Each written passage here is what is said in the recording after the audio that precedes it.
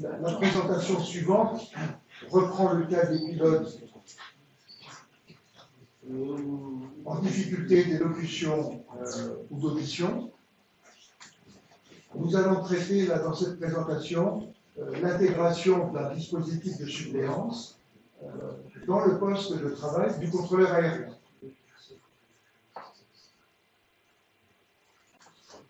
Alors, le contexte, de quoi s'agit-il? Il s'agit toujours du projet France for All, dont Nestor a présenté les grandes lignes tout à l'heure. Donc, je ne reviens pas là-dessus. Je rappelle, comme l'a fait Nestor, que nous utilisons le vocable HSI par simplification, disons, dans le discours. Alors, nous travaillons donc sur la définition d'un dispositif de suppléance et je vais évoquer sa mise en œuvre opérationnelle. La mise en œuvre opérationnelle de ce dispositif est conditionnée, entre autres conditions réglementaires, par l'autorisation des GAC d'intégrer ce dispositif dans le poste de travail du contrôleur aérien. Cette présentation porte sur deux propositions que nous formulons à ce jour. Nous proposons de voir dans ce dispositif un remplaçant innovant du light gun employé aujourd'hui pour traiter les pannes radio.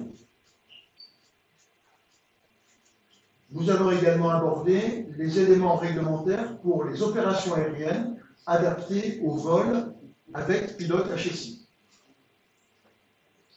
Je reviens sur la première proposition qui est de dire que notre dispositif pourrait être le remplaçant du light gun.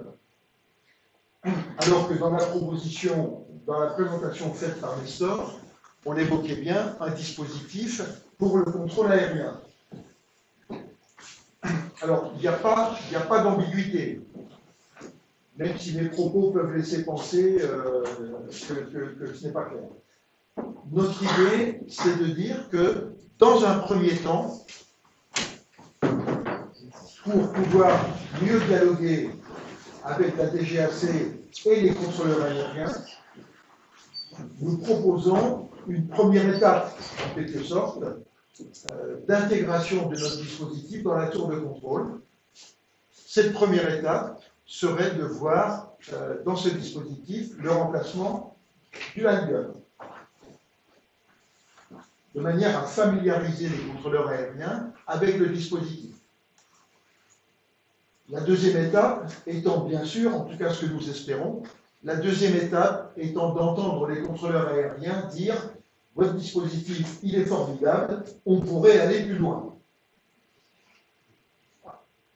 Deuxième étape, bien évidemment.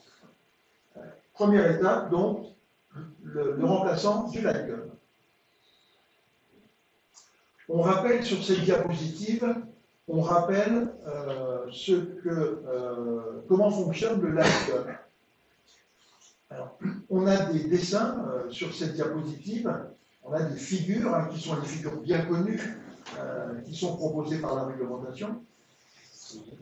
Donc la figure à droite de la diapositive présente le codage des signaux lumineux réglementaires mis en œuvre par le light gun en cas de panne radio.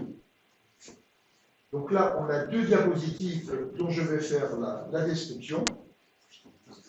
Il faut voir les lumières blanches.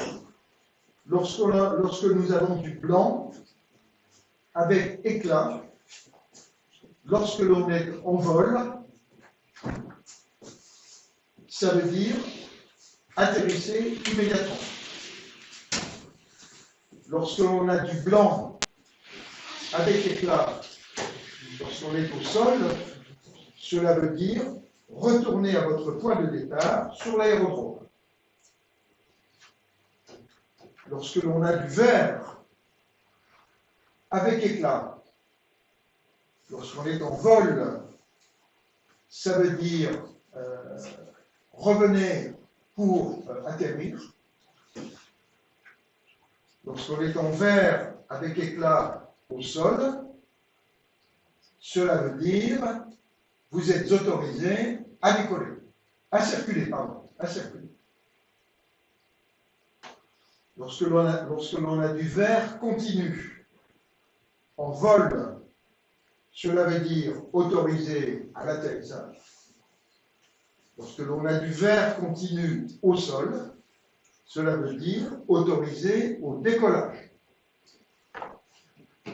Le rouge maintenant. Lorsque l'on a un rouge à éclat avec en vol, cela signifie l'aérodrome est dangereux, n'atterrissez pas. Lorsqu'on est en rouge et que le feu est à éclat et qu'on est au sol, cela veut dire dégager l'air d'atterrissage en service. Lorsque le rouge est continu, en vol, cela veut dire céder le passage à un autre aéronef et rester dans le circuit. Lorsque le feu est rouge continu et qu'on est au sol, cela veut dire arrêter. En plus de ces feux blancs, verts et rouges, il y a aussi un feu qu'on appelle artifice, qui est rouge, qui ressemble effectivement à un feu d'artifice. Et lorsqu'on est en vol, cela veut dire, quelles que soient les instructions antérieures, n'atterrissez pas pour le moment. Voilà donc ce codage qui est utilisé avec ce light gun pour les cas de panne radio. Alors, on a déjà vu lors de la présentation de Nestor que le dispositif de suppléance proposé pour la communication pilote HSI contrôleur aérien, on voit que ce dispositif est plus performant que le light gun, car il propose d'une part une communication bidirectionnelle à des points de report très à l'avance, comme l'entrée de la CTR, comme la vente arrière, comme la finale, comme la piste dégagée, comme le parking, comme le roulage, comme les points d'attente, comme je suis aligné, comme les sorties de zone. Et d'autre part, ce dispositif détient une capacité d'échange de messages, comme les paramètres de l'aérodrome, les paramètres du vent et le code pour le radar secondaire.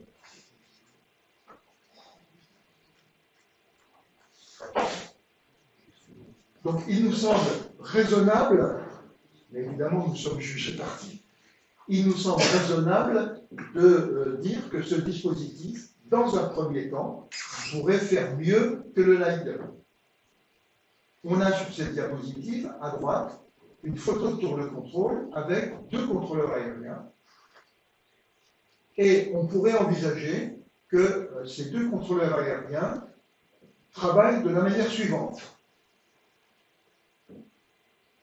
Un contrôleur aérien traite le trafic radio avec les autres avions et donne au second contrôleur les instructions pour le pilote HSI. Le second contrôleur, bien entendu, utiliserait la tablette contrôle que Nestor a présentée tout à l'heure.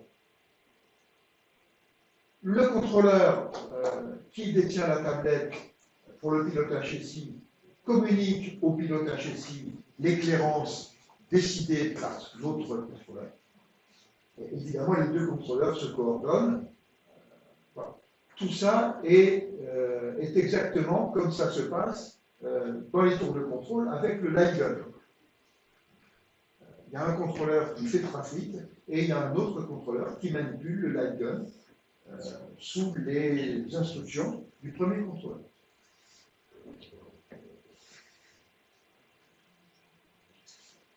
Pour les opérations aériennes, nous changeons de domaine, pour les opérations aériennes, voici quelques éléments qui font la proposition que nous formulons aujourd'hui.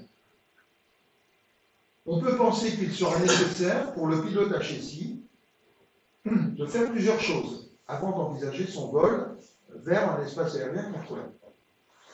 Premièrement, il faudra très probablement obtenir une qualification de site, comme cela existe aujourd'hui pour les qualifications d'altiport, pour que le pilote détienne les connaissances des caractéristiques de l'aérodrome et détienne les compétences pour y voler en sécurité.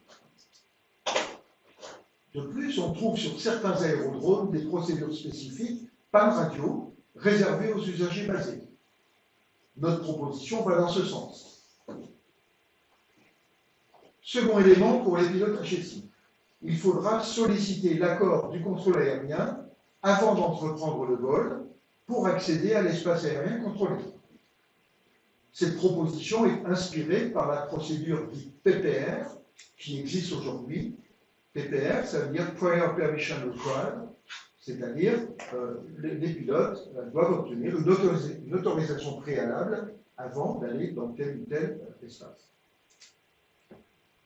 De plus, on peut penser que l'aérodrome concerné devra lui aussi être qualifié procédure HSI, de telle sorte que le contrôleur soit formé à l'utilisation de la tablette, par exemple. Probablement d'autres considérations à prendre en compte aussi, bien sûr.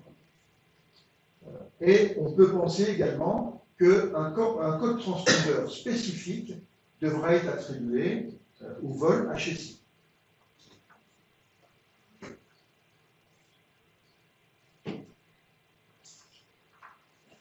Alors, les perspectives que nous envisageons à ce jour, elles sont les suivantes. Ces propositions ont été communiquées à la DGAC. Nous attendons bien sûr les retours. Les premiers retours, les premiers commentaires de la DGAC nous permettront de définir la méthodologie d'évaluation et de mettre en œuvre un plan de travail itératif. Nous ferons des évaluations expérimentales. Nous bouclerons avec la DGAC, notamment sur les aspects d'études de sécurité. La DGAC nous fera des commentaires. Nous modifierons nos procédures. Nous referons des vols. Nous irons voir la DGAC. Nous ferons les modifications, etc., etc., etc., selon donc un processus itératif d'action commentaire. On prend également comme hypothèse, parce que nous avons déjà pris des contacts avec les EASA, et puis également parce que nos collègues de la DGAC nous ont avertis, nous prenons comme hypothèse qu'il faudra définir les modalités d'un travail avec les EASA. Dernier élément sur nos perspectives, nous pensons que cette démarche établie donc en commun avec la DGAC et pour les pilotes en difficulté d'audition ou d'élocution pose les concepts d'une prise en compte des évolutions technologiques et de leur apport vertueux pour le contrôle aérien. Le dispositif de suppléance pour les pilotes HSI pourrait ainsi devenir un outil de communication, au moins secondaire, pour l'ensemble des pilotes de l'aviation légère. Bien entendu, on prend comme hypothèse que notre dispositif soit lui aussi autorisé pour les pilotes sourds, bien sûr. Mais on pense que l'extension sera possible vers l'ensemble de la communauté des pilotes.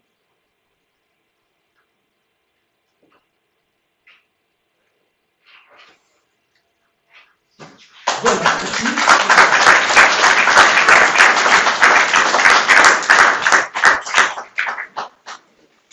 Des questions, j'imagine?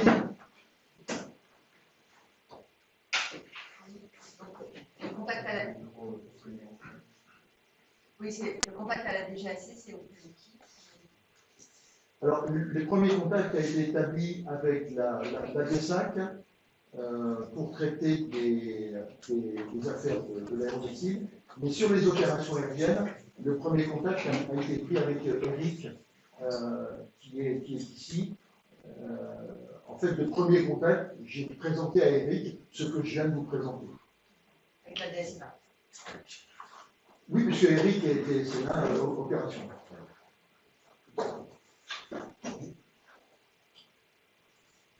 Alors, bien sûr, Karine, la MALD est aussi au courant de toutes ces hypothèses que nous prenons, bien sûr.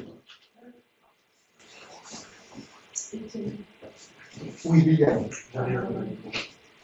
Par rapport à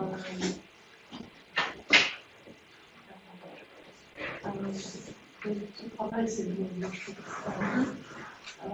parole entendant et confrontant à un problème qui n'a jamais été évoqué, c'est effectivement donc il y a le bagage des contrôleurs, il y a la technologie, mais il manque un autre élément, c'est celui de l'instruction et ce côté avec l'instructeur et la pilote des abonnés, ça c'est un problème quand on commence à faire une licence. Il y a ce problème de compréhension de la part de l'instructeur. Alors, oui, Liliane évoque la problématique de l'enseignement, en quelque sorte, du fonctionnement de ce dispositif de suppléance entre un pilote sourd et un instructeur d'aéroclub réputé entendant et ne pratiquant pas la langue des signes. Oui, pardon. Moi, c'est pas le cas. Moi, je ne pratique pas non plus. Mais je suis malentendante, je suis appareillée. Avec des casques, ça pose des problèmes. Je n'entends pas toujours tout, même avec les personnes. Et effectivement, l'instructeur est bien de lever ça d'abord. Et il y a un moment donné, il ne renouvelle pas, parce que je estime que pas trop dans l'ordre. Et même si je suis en dérogation, c'est pas accepté. Alors, pour l'instant, en matière d'instruction ou de formation, nous avons fait quelques évaluations plutôt scientifiques avec l'université de Tarbes et avec l'université de Rennes. Nous avons exploré scientifiquement la problématique, à la fois pour la formation au sol, comment le pilote HSI prendra-t-il connaissance de ce nouveau système bord, en quelque sorte, et comment à bord les choses se mettront-elles en place pour l'instruction à bord. Nous n'avons pas encore de réponse définitive à ces problématiques. Nous avons commencé à les explorer, à la fois sous l'angle de la communication donc humain en quelque sorte, et à la fois sous l'angle de la communication de la technologie, sous l'angle de moyens technologiques, mais nous n'avons pas à ce jour de propositions concrètes à faire. Nous sommes encore en phase d'exploration scientifique et technologique. Parce qu'effectivement, en matière d'exploration scientifique, nous travaillons beaucoup, et notamment donc avec Tarbes, avec les universités de Tarbes et de Rennes, nous travaillons beaucoup sur la construction du sens entre deux personnes qui communiquent.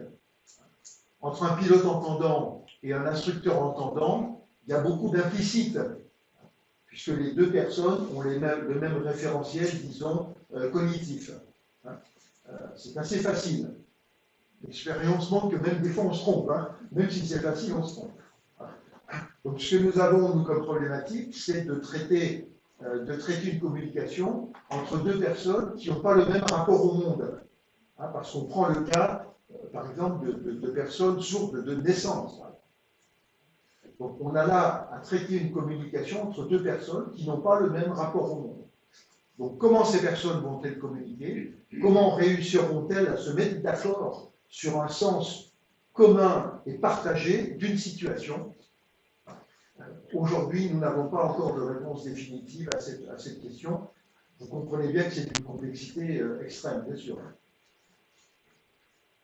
Mais on y travaille. On a des questions sur le chat.